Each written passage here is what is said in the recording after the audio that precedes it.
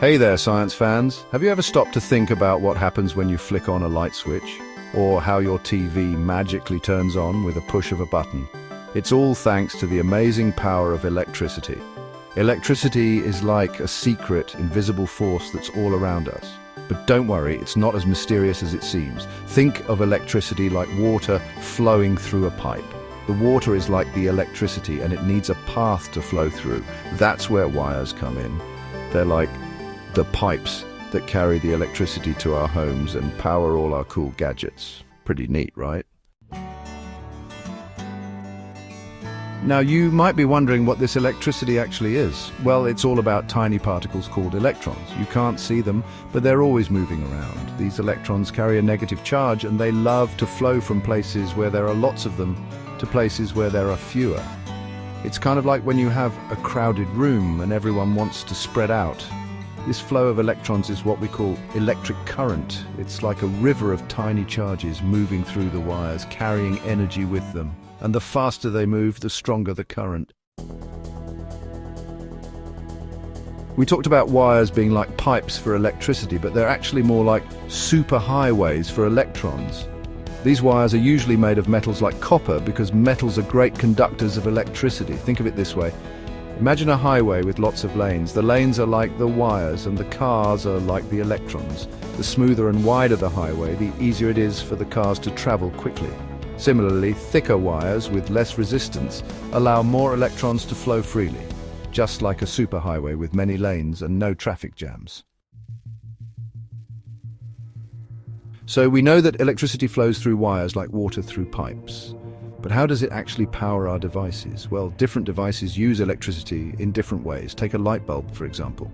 When electricity flows through the thin filament inside the bulb, it heats up so much that it starts to glow.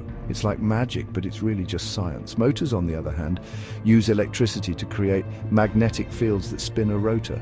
This spinning motion can power anything from fans to electric cars. Section 5, from power plant to your home. Ever wonder where all this electricity comes from? It starts its journey at a power plant. Power plants are like giant factories that make electricity using different sources of energy.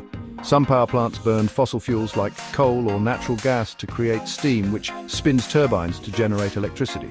Others use the power of flowing water in dams or harness the energy of the sun or wind to produce clean energy.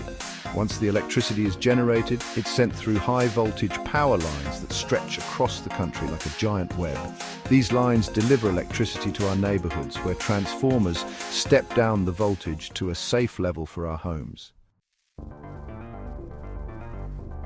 Section 6, circuits, series versus parallel. We've learned that electricity needs a complete path or circuit to flow, but did you know there are different types of circuits? Two common ones are series circuits and parallel circuits.